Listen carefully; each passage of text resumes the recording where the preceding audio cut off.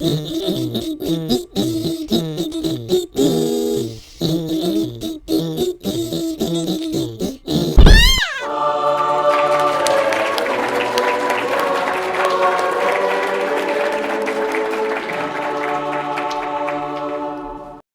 everybody, welcome to the Anklecast.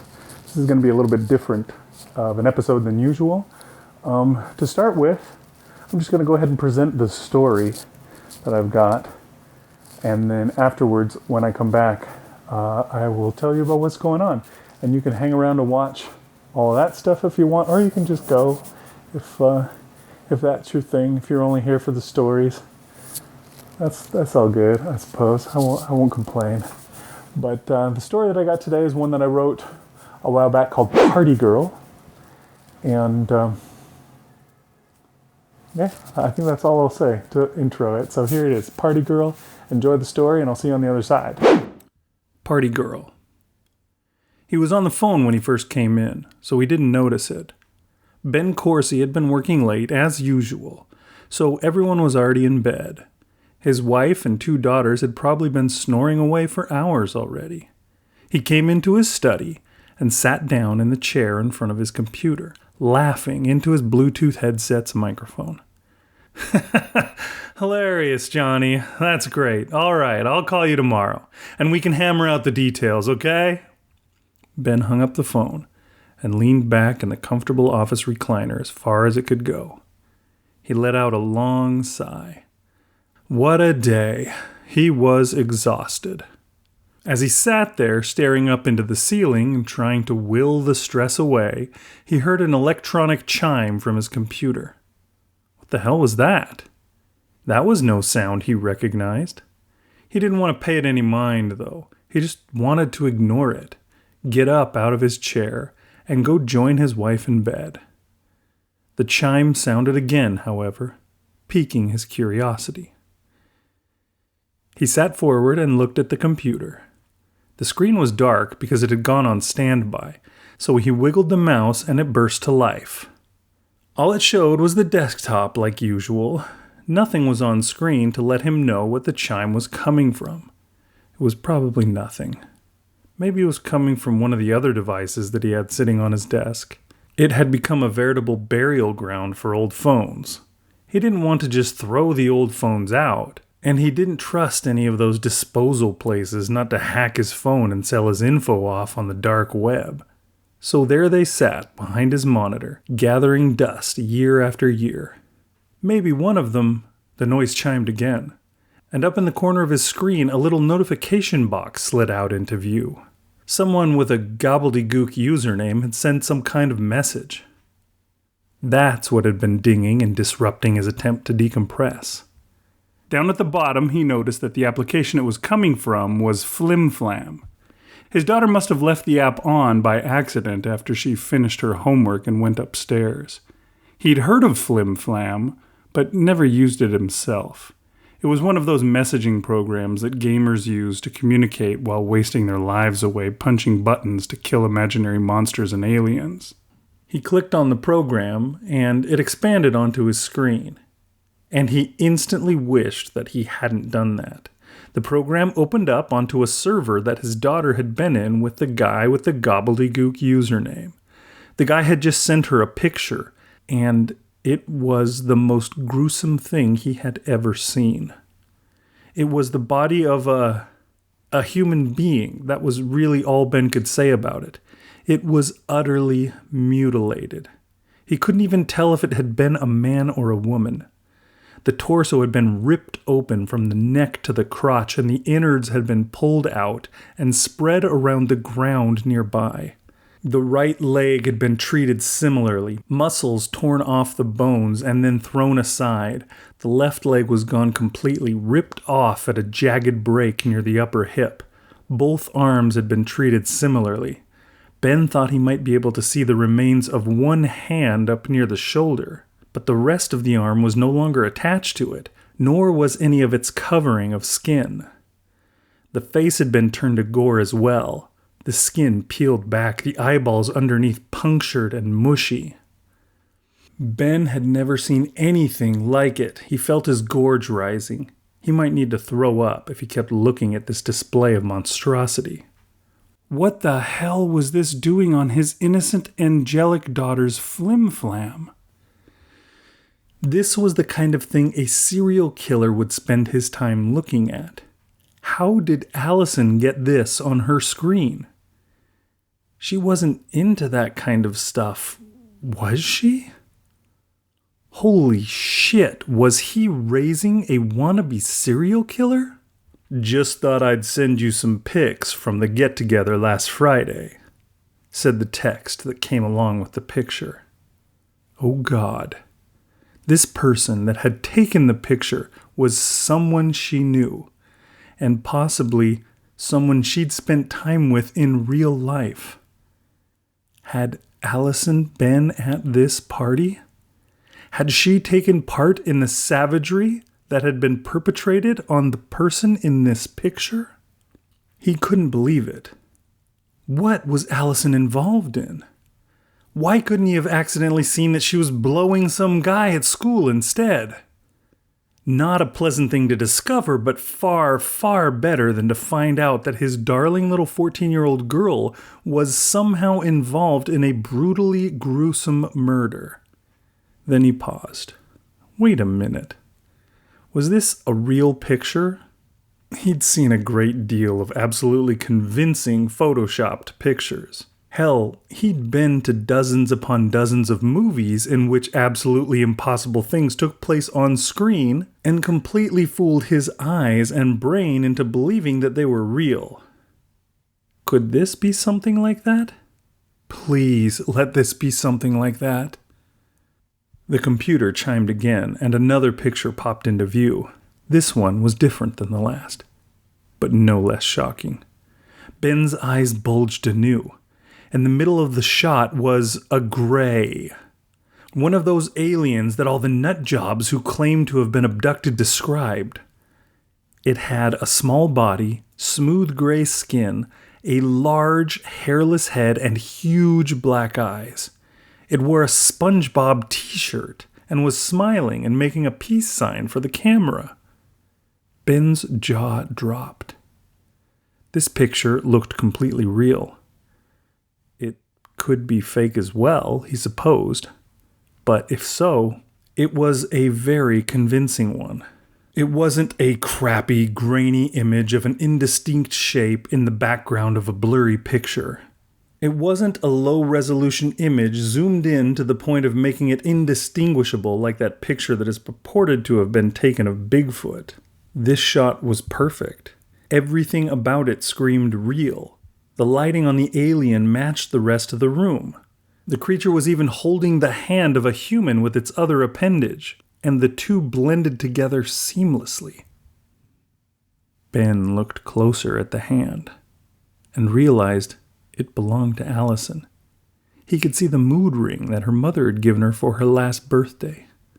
She put that thing on as soon as she opened the box it came in and had worn it as religiously as newlyweds wear their rings. Could it possibly be fake? It had to be, didn't it?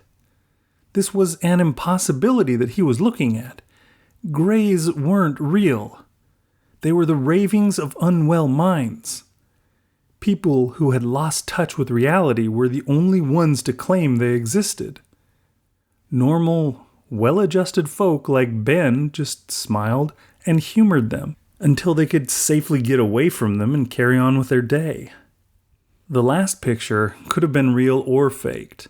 Death was an actual fact of life. And there were very real monsters out there that sometimes did things like this to unfortunate people who crossed their paths.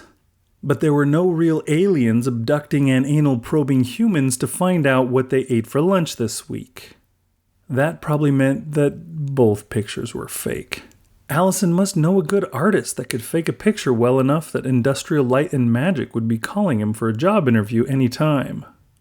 Another chime, and a third picture popped up on the screen. This time, it was more disturbing than the other two put together. It kind of was the other two put together. The alien was in this shot again, and the mutilated body was on the floor in the background of the photo.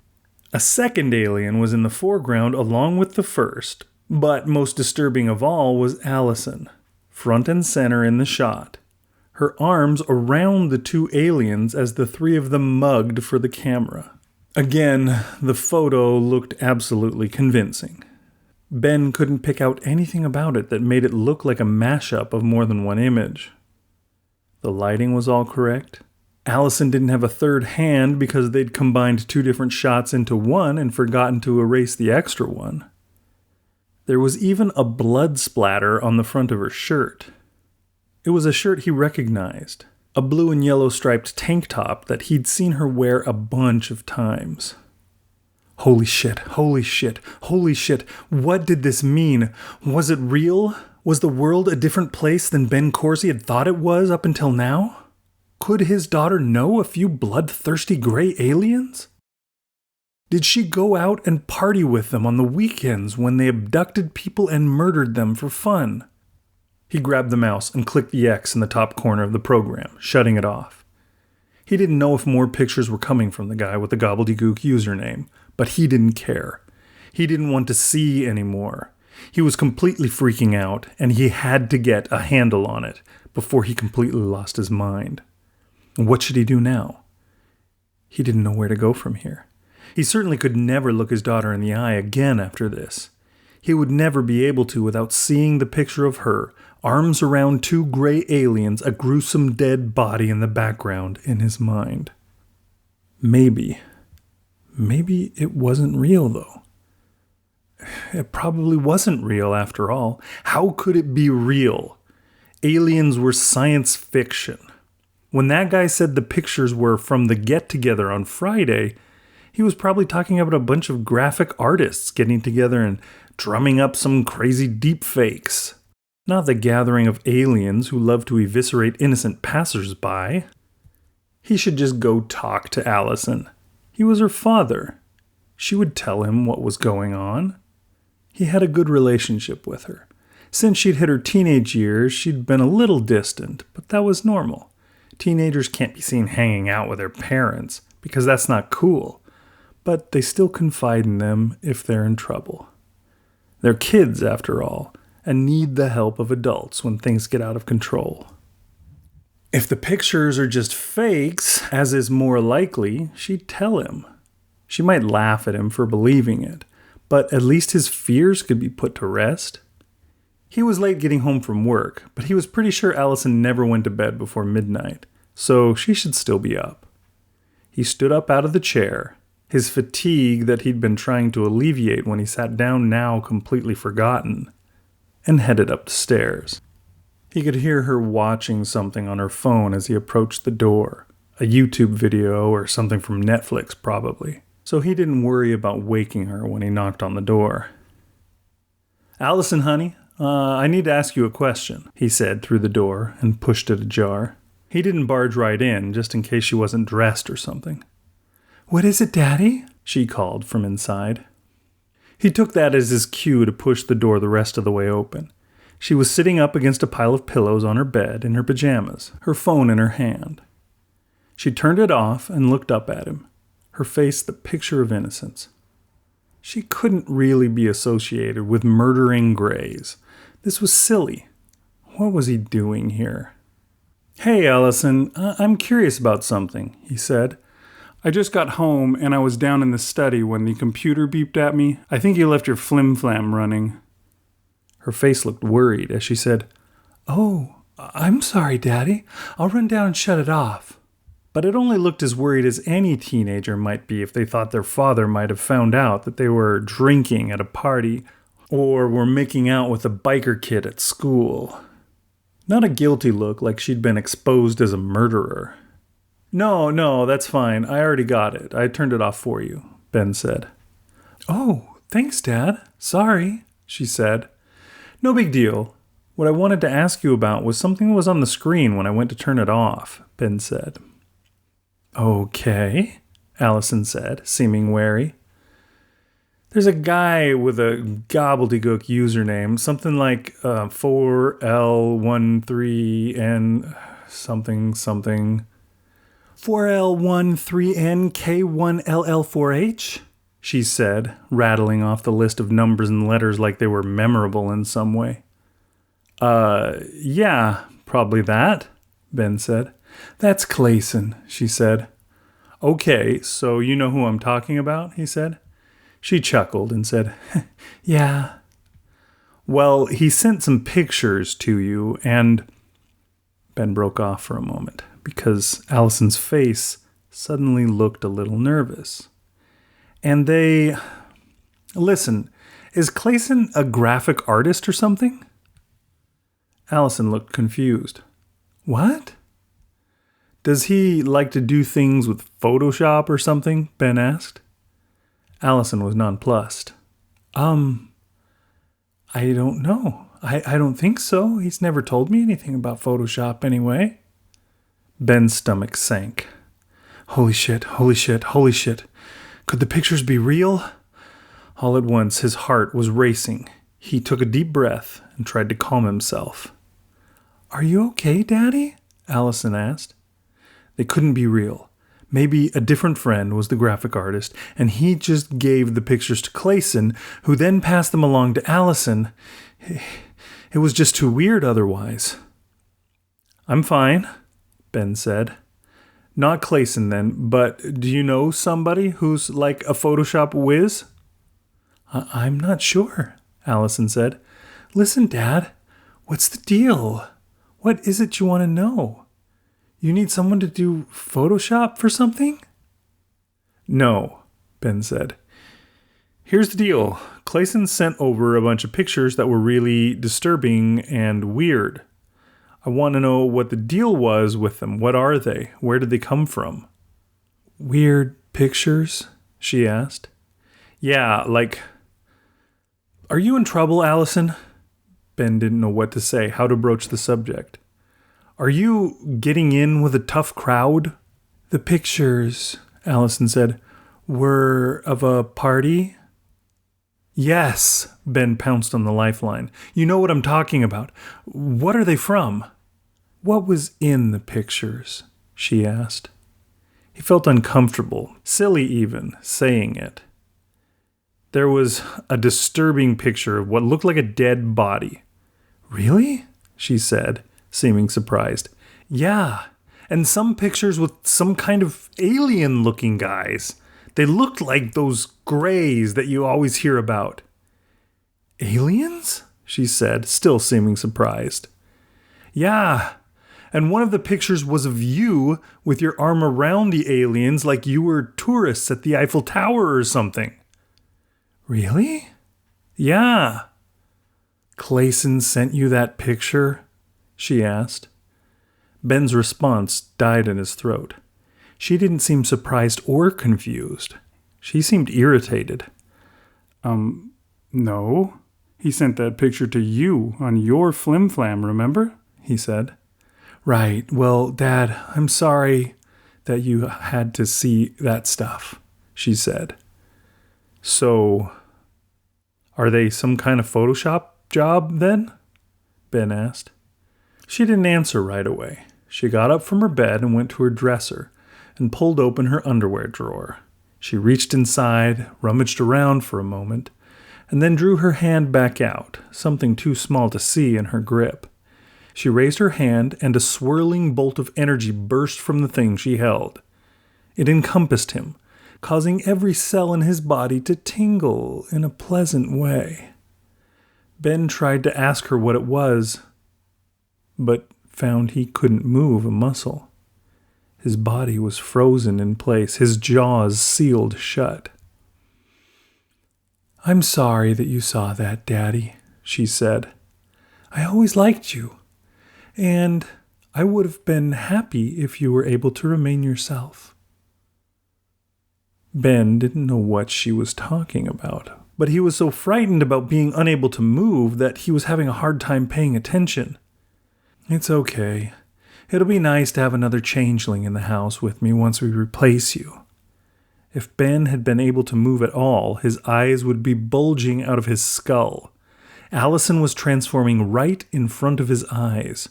Her head grew, her body shrank, her eyes grew, and her skin grayed. Oh God in heaven, Allison was a gray as well? She'd been replaced by this thing. The squalling baby that had been placed into his arms the day she had been born was gone, and this thing was left in her place. How long had he been living with this imposter? Well, Daddy, it said. It said the name Daddy with such condescension and irony that it hurt. His little girl was gone, and he was afraid the same might be in store for him. It's too bad that you found out, the Allison replacement said. But at least we've got some fun for next Friday's get-together. Ben, unmoving, screamed silently.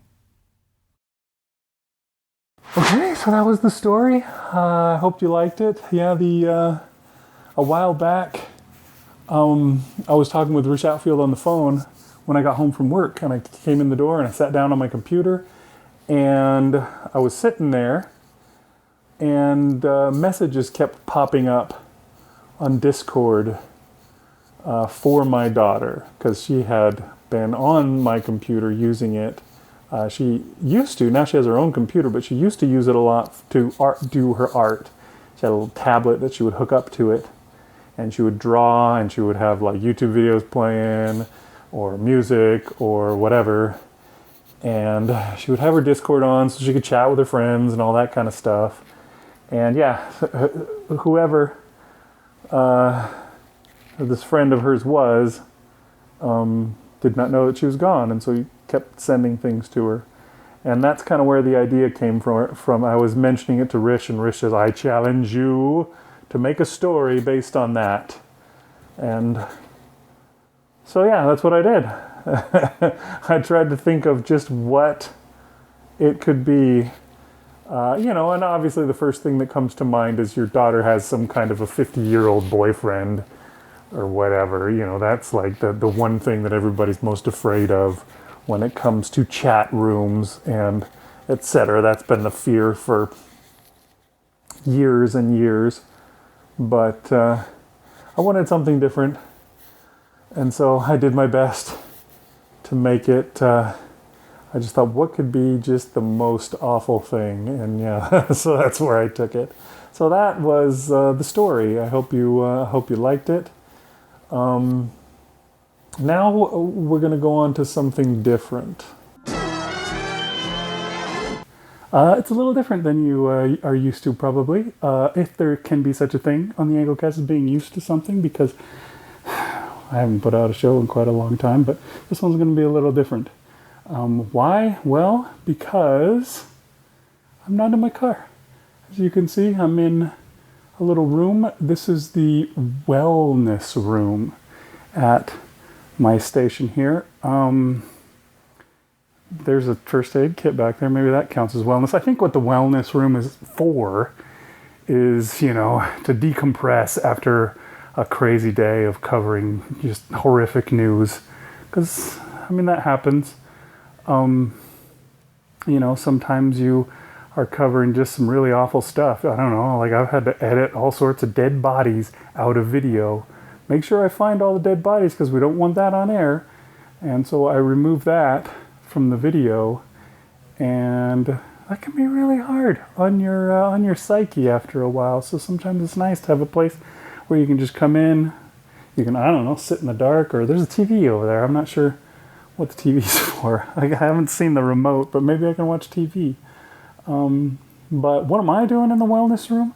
And what is this special edition of the Anklecast all about? Well, that is my bed for the night. So you can see it's just a blanket and a pillow and some couch.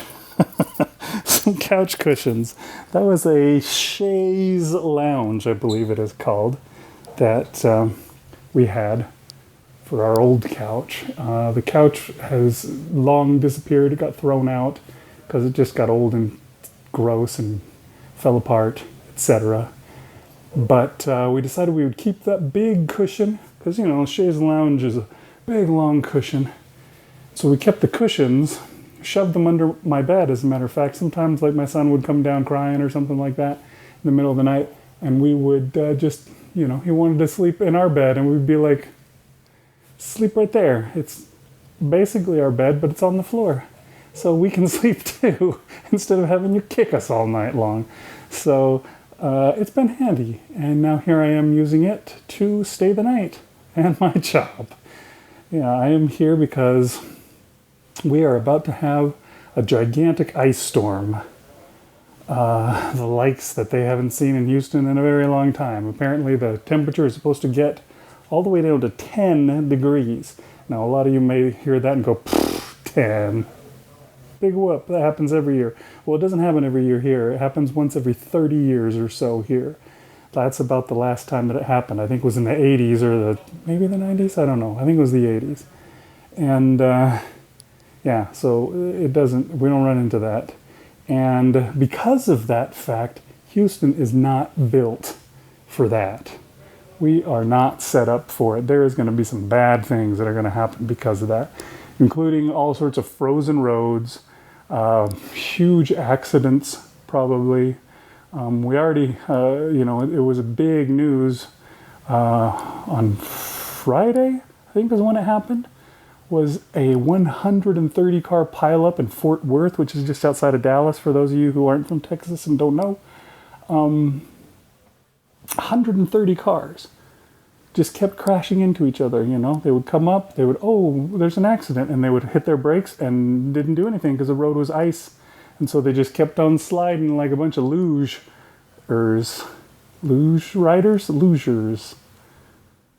I don't know. But they would just keep going and crash into each other.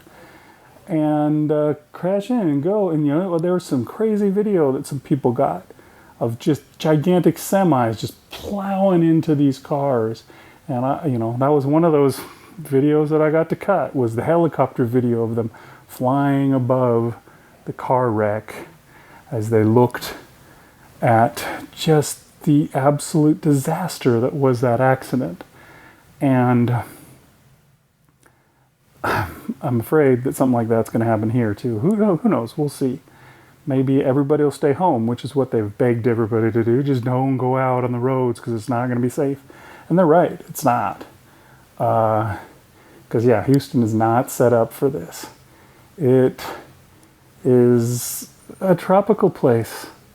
Just a couple of weeks ago, on a Sunday night, this was January still, I walked out my door barefoot in shorts and a t-shirt, went out to my car and grabbed something out of my car in the middle of the night. I was just fine. Not even chilly. I was fine. So that's what we get normally. This, it's supposed to get to 10 degrees. Are you kidding me? That is not normal for here. So we'll see how it goes. I'm gonna be here, and the thing is that it looks like it may be days upon days. Tonight, the big storm's supposed to come through and ice everything down. Most things are closed. My kids' schools are closed. They're doing school from home, or they're just on holiday, depending. The elementary school kids just get a holiday. I don't know. Maybe they already had that. President's Day? Is it President's Day? I don't know.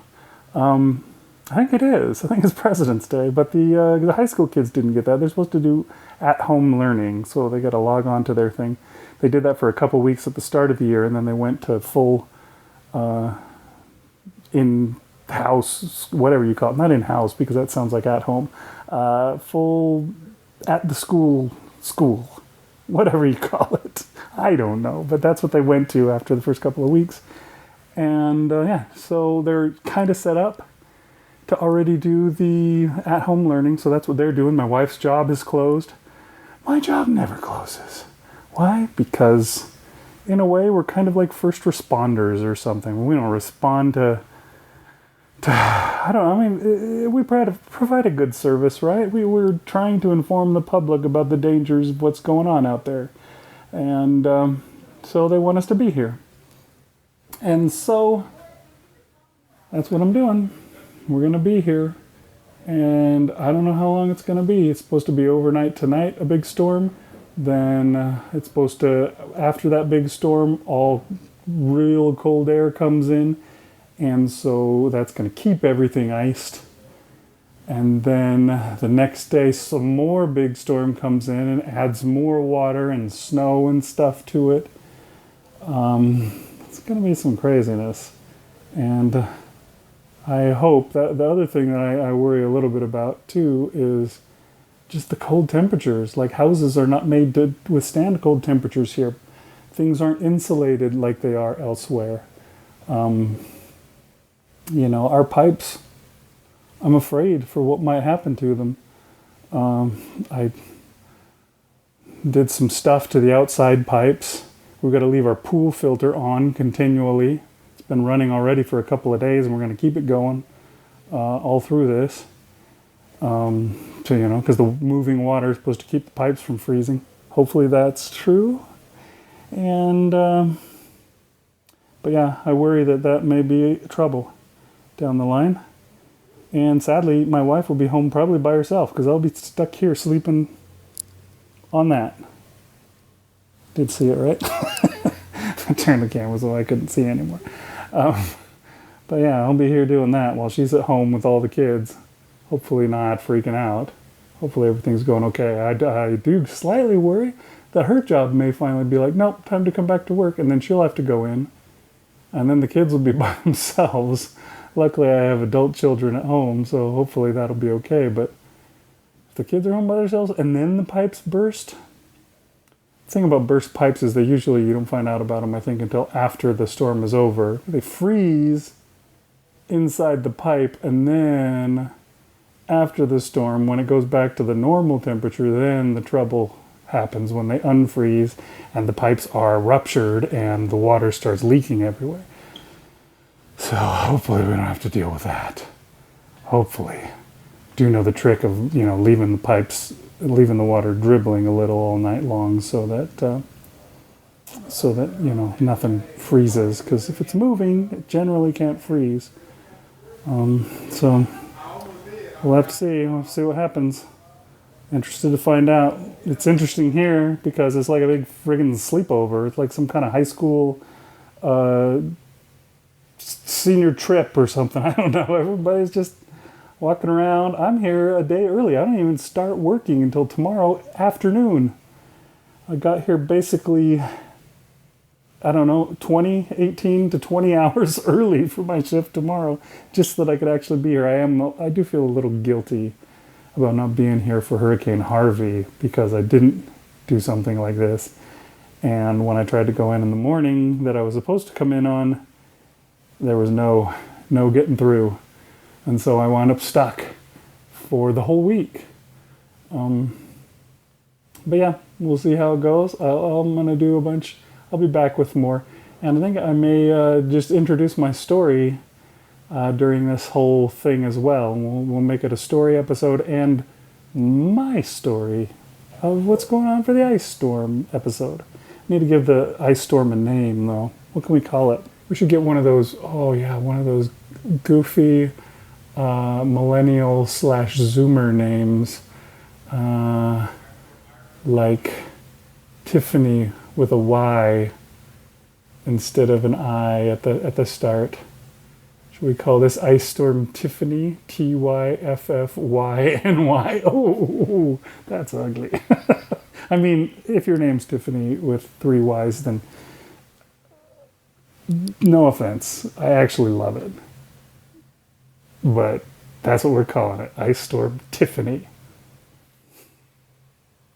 Okay, I had to come out to my car to get my charging cable for my phone because it's already starting to die on me. Maybe it'll stop in the middle of this clip, who knows. But look at the car. Oh my gosh. It's not snow, it's like ice. It's like sleet, I think. I don't know, I know this is ridiculous and all y'all are laughing that I even care, but my car was frozen shut.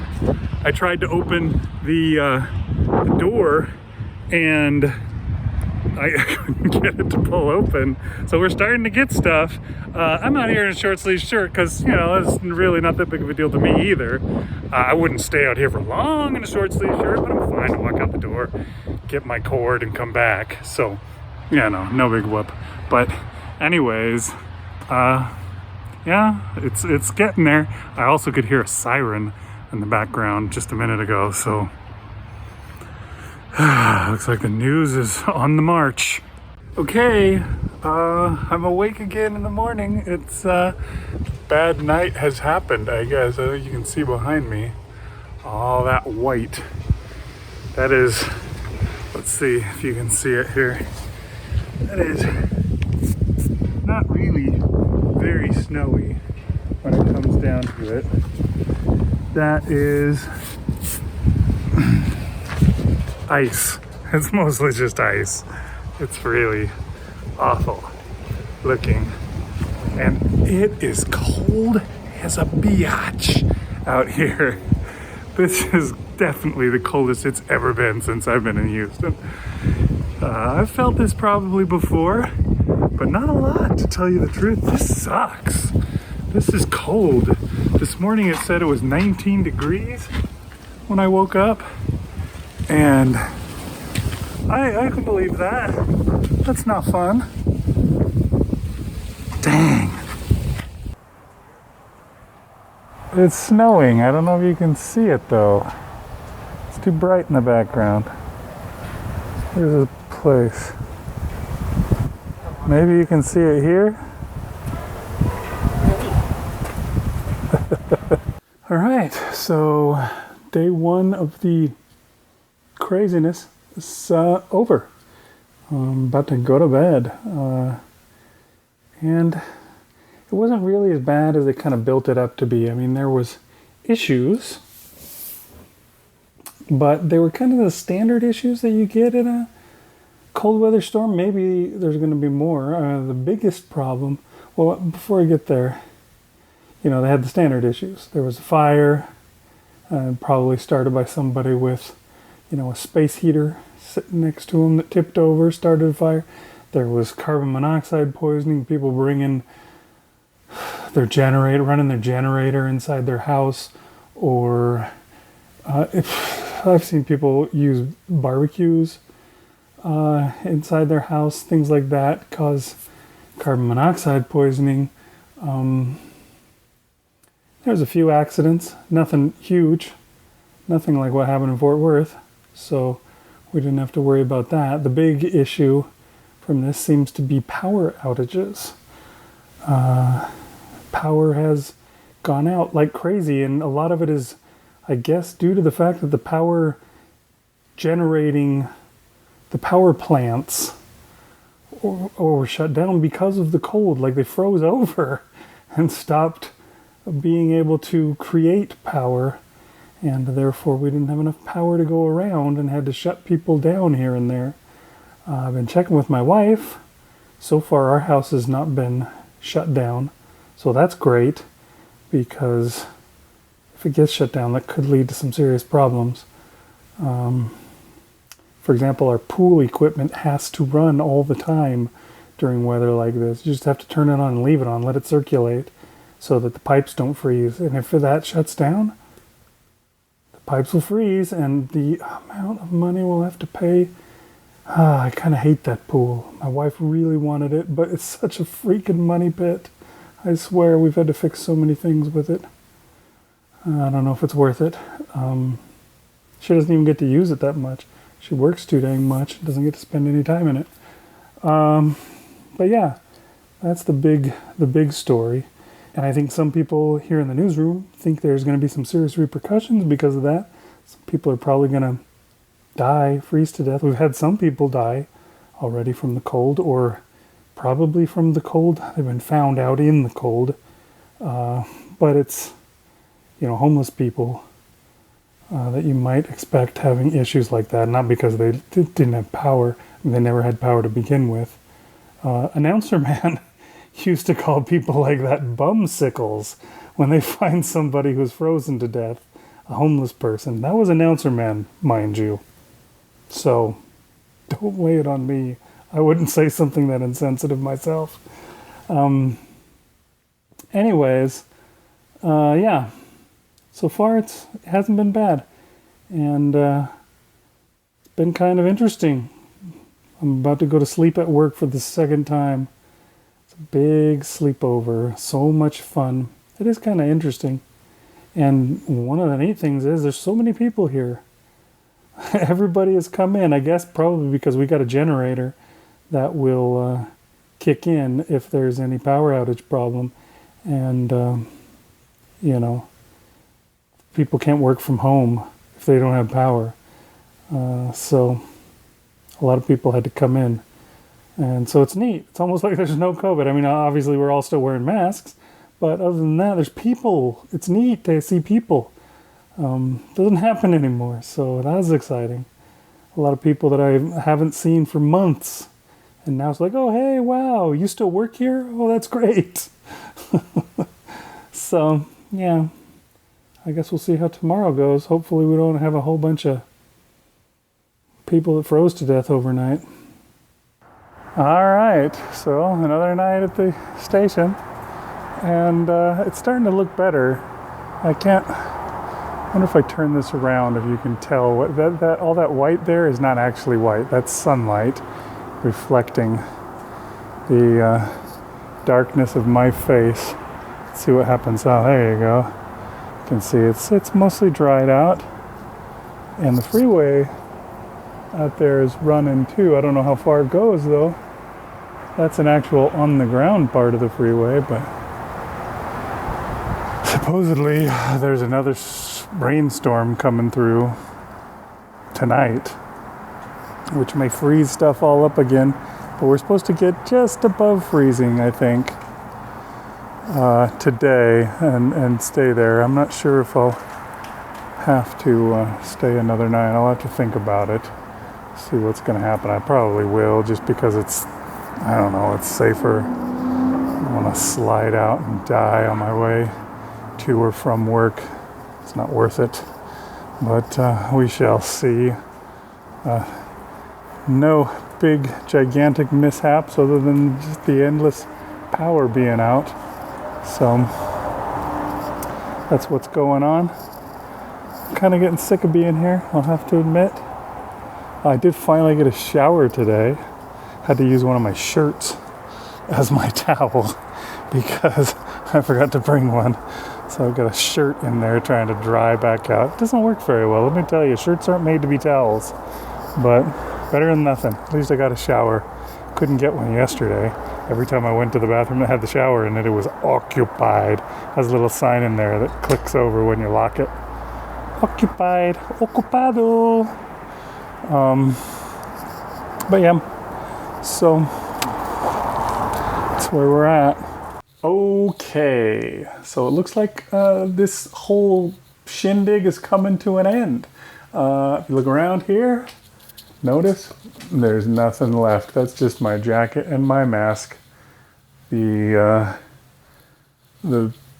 bed that I'd set up, I have packed it up, put it out in my car, and tonight when my shift ends, I'm going to drive home for the first time in almost a week. It is Wednesday now. I came here Sunday night. I'll be leaving Wednesday night. And, yeah. Not my favorite thing, but let's go outside and we'll see how it looks. All right, so you can see that it's not as bad as it has been. The parking lot over my shoulder, it's catching the light again, dang it. But it's just water. Let me see. Oh no, it doesn't want to let me do that. I was gonna see if I could switch it in the middle like you can. There we go. You can kind of see that. Yeah. The parking lot's all melted. There's cars are moving on the freeway, doing just fine. I think I should be able to get home today without it being too dangerous. So that's good. Yeah, the whole situation, when here in Texas, the biggest deal was the fact that the power went out. And I suppose that's the underlying cause of all the rest of the stuff. The power went out, and it stayed out for all sorts of people. And it was the coldest it's been here since 1987. I haven't seen temperatures like this since then. And so these poor people had to live through this entire ordeal of the coldest temperatures. You know, I think it got down to like 10 degrees, and they were doing that with no power. So, you know, at least they had their walls of their house around them to keep them warmer. But yeah, I mean, most people probably just had to huddle together under blankets on, you know, on the ground. You know, everybody sleeps in the same bed so that we can all stay warm, and just stays there all day long. I don't know. There was a lot of people who died because they were trying to keep warm. People brought barbecues into their house to try and warm the place up. And that, of course, fills the house with carbon monoxide and killed several people. There was somebody who ran their car in their garage to try and warm the house up. And that, of course, filled the house with carbon monoxide and killed several people.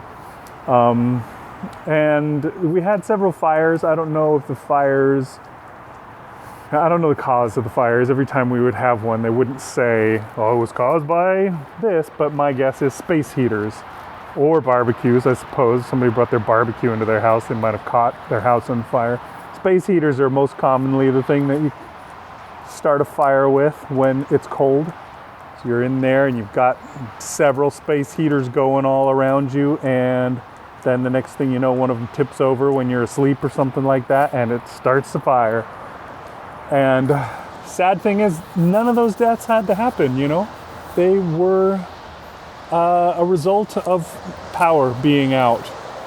These people would not have done these things if their power was on and the furnaces were running. And so, you know, it's troubling. I think we're going to have for a while after this, you know, a bunch of those, you know, government hearings where they're going to be trying to figure out what happened, what went wrong, how to make sure it doesn't happen again.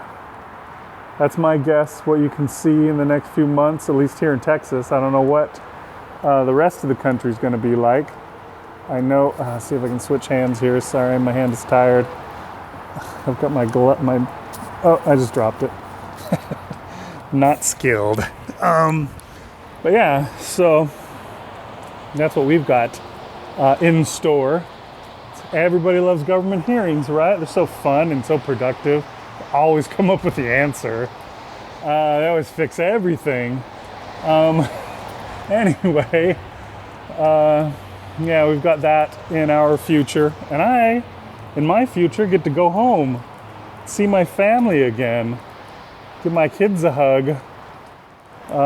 It was interesting because when I left, I made sure to give everyone a hug just because who knew? You know what I mean? Like that dang accident in Fort Worth with the 130 smashed up cars. I was talking to Rish on the phone just a few minutes ago, and he was saying that caused him to be careful. He was driving the other night, and it was rainy but cold to the point where it was right on the edge of snow and rain, and he had that in his head, and he drove really slow because of it. And I think everybody, you know, was thinking that same way. And so there's probably a lot less accidents than there would have been. But yeah, I was thinking that when I left. What if this is the end? You know, what if I'm not coming back? So I made sure to give every one of my kids a hug and a kiss and tell them I love them. And, you know, hope that everything would be okay. And weirdly it was, you know. I mean, I don't know, maybe that's not weird, but it was all okay. My family managed to skate through this, basically. They had power the whole time. They never ran out of power, or ran out. They never got their power cut. And they had water the whole time. There is a boil order on right now. You got to boil the water, although we've got lots of water at the house. That's one of those things that Texans are prepared for when it comes to disasters. They're prepared for hurricanes. They're prepared for water. They're not prepared for cold, but they're prepared for water, loss of water, that kind of thing. It's funny that Texans, they think always in terms of hurricanes, preparedness, Like when the power goes out, they're like, oh no, how do I keep my food cold? It's like, dude, it's 10 degrees outside.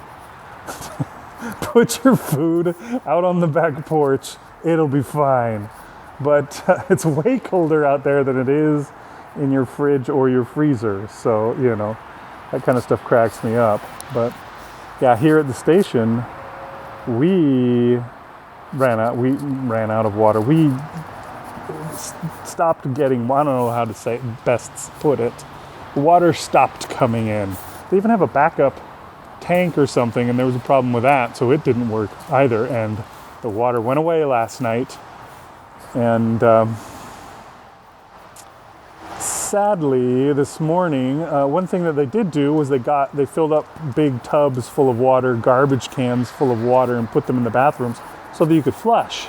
But apparently most people don't know how a toilet works, because they would just take a dump, fill the toilet with toilet paper, and then push the button to try and flush and go, oh no, it doesn't work. And then they would, look at the tub full of water and the bucket to put it in there, and they would just go, and walk away and leave their stuff floating in the toilet. So this morning when I got up, I went out and I found the toilet in that state. And so I took a bucket, poured it in there, and flushed it. In case you didn't know how that works, toilets basically flush with gravity. You just fill the bowl with water, and then that will push everything out.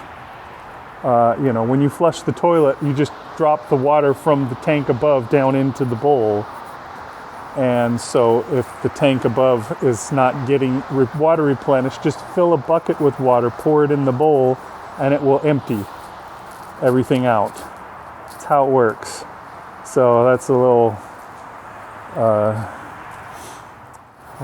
tip for you if you ever run into that problem. Because unfortunately most of the people here have lived sheltered enough lives that they don't know that. They don't understand how that works. And so they just took gigantic, disgusting dumps in the toilet and left them. And then the next person came and took a dump on top of the other one. I don't know. It was gross. I had forgotten my comb down in the bathroom that had a shower yesterday. So I went down to get it. And that toilet seemed to be just piled with refuse, with excrement. So I had to pour a bunch of water. I was worried. I thought, oh, maybe this is plugged and it's not going to go down. But I thought, well, try, pour some water in it. Poured some water in, it went down just fine. Gross, though. Seriously, man. Like, people. Anyways. What was I saying? I think I was saying something about when I left, there was that accident that happened in Fort Worth.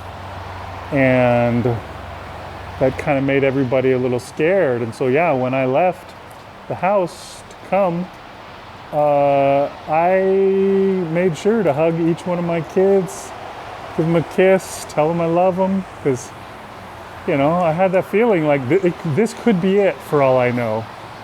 The roads out there are dangerous, and the whole time that I drove out to work, I was a little worried. I was very careful. For a long time, I didn't even go up on the freeways, even though it wasn't cold enough for it to freeze, and it was raining, and it was water, and I should have been fine. I did finally say, screw this, and I went onto the freeways, because I didn't want to spend an hour and a half driving to work. Didn't seem like it was necessary, and I got there fine, as you can see. So I'm alive, and I didn't have to say my last goodbyes to my kid, but I did just in case. And that's kind of weird. to have to do. But I don't know. It's one of those things that I suppose maybe we should all have to do every now and then, you know, just to appreciate your life a little bit more, to understand, you know, there's, I've been watching a fair number of YouTube videos about Stoic philosophy recently, and there's that thing that one of their main mantras, or whatever you want to call it, their main teachings, is the Latin phrase memento mori, which means remember that you will die. Basically, that's what it translates to. Don't forget that death is there. And so this life doesn't go on forever. Don't waste it. Don't, procrastinate for everything, because tomorrow is not for sure. Tomorrow is not guaranteed. Tomorrow will happen, but you aren't necessarily going to be there. So, most important, take advantage of today. Do what you want to do today. Live the life that you want to live today. And I think that's important to understand and to really keep in mind, is that you're not going to be here forever, and you need to make the most out of your life. You know, if you died today, that was one thing that I heard on one of the videos. If you died today, what would be different? What would you have missed out on? You know, what would be the thing that you would be sad that you didn't continue on? You know, you'd be like, oh no, there was a bunch of Netflix shows that I never saw. You know, is that what that's what you would think? Would it be different if you were there watching those Netflix shows or not? Is it really going to matter? I guess Netflix would be like, oh darn, our ratings dropped by 1. But that's about it, isn't it? So, you know, do something that you want to do. Make the life worthwhile. But an experience like this helps to bring that back, to memento your mori, to remember that you will die. Skull, skull, skull. That's actually one of those things that Stoics do. They like have a skull, or a picture of a skull or something like that as their memento of their coming mori. Morte, I don't know Latin at all, but I do know a Latin-based language. But yeah, so it's been an interesting experience, and I am glad that I had it, and I'll go back to my normal life, and I guess we'll have to see if I can get things going on. It's funny because I talked to Rish Outfield and I said that I was going to this week just go crazy and narrate a whole bunch of stories, read a whole bunch of stories and record myself so that I could work on editing them and getting them done. Because I'll read one story and then I'll have it edited quickly, but it takes me like 2 or 3 or 4 weeks to get around to recording the next story. But if I record out a whole bunch of them, you know, I have plenty of time that I could edit if I just recorded more, and I was planning on doing that this week. And instead, I never went home. So maybe next week. That next week will be the week where I record as many stories as I want, because that's one of my goals, is to have audiobooks as well as paper books and e-books of a regular story collection and my Christmas story collection published this year. And then I think we'll start working on trying to get out the Sunny and Gray books and the Gauntlet book as well. And I'll have to start writing some others. I'm actually in the process of writing a story that I call Undo. Redo? Undo. Shoot, I can't remember what it's called. Something like that. Control Z, maybe that's what it's called. Anyways, I'm working on that, and it's a story that I mentioned, I think, on a Doomstief episode recently, and Rish said, you need to make it, and so kind of working on that, although I have let it sit for a little while. I need to get back on it. But yeah, it's time to get this stuff going. It's time to memento my mori and make hay while the sun shines. So, all right, we're gonna call that an end of an episode.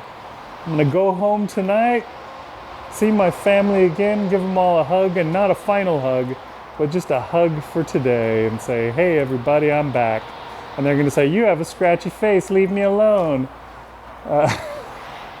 But anyways, thanks for watching this episode, this unusual episode of the Anklecast, and I'll see you again next time. Bye.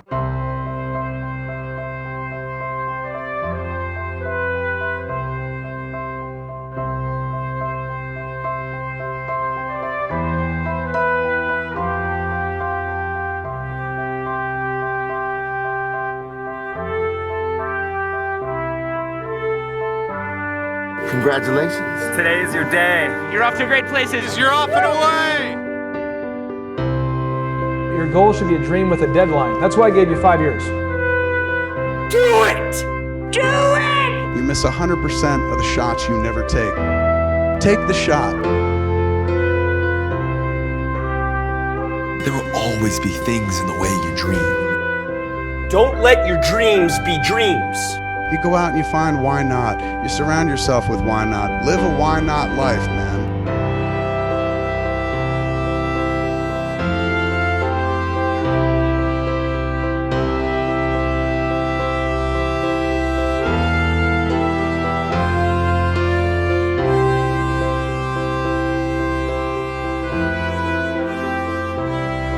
There are a million no's, but all you need is one yes.